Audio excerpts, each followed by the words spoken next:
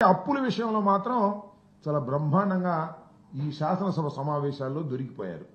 చంద్రబాబు నాయుడు గారు అధికారంలోకి రాగానే ఏమన్నాడంటే జూలై 10వ తారీఖున ముఖ్యమంత్రి గారు ఒక రివ్యూ చేశాడు. రివ్యూ చేసినప్పుడు 14 లక్షల కోట్ల అప్పులు ఉన్నాయి ఈ రాష్ట్రంలో అని లీకులు ఇచ్చాడు. వారికి ఉన్నటువంటి ఎల్లో మీడియా, ఆంధ్రజ్యోతి, ఈనాడు 14 లక్షల కోట్ల రూపాయలు అప్పులు చేశాడు జగన్మోహన్ రెడ్డి గారు. ఈ రాష్ట్రాన్ని సర్వనాశనం చేశాడు, అప్పులు చేసేశాడు, ఇక మేమేం చేయడానికి వీల్లేనటువంటి పరిస్థితి చేశాడని ముందు ఆ రకమైన ప్రచారం చేశారు. వేల కోట్ల రూపాయలు అప్పని మళ్ళా రిటర్న్ గా ఇస్తారు. ఏమిటి నాకు అర్థం కాల.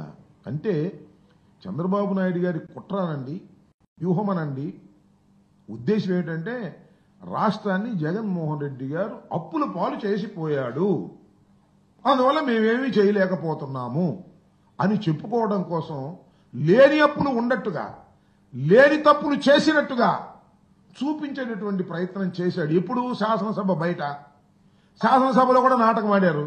కానీ వాస్తవాలు శాసనసభ సాక్షిగా ఒప్పుకోక తప్పటువంటి పరిస్థితి ఏర్పడింది.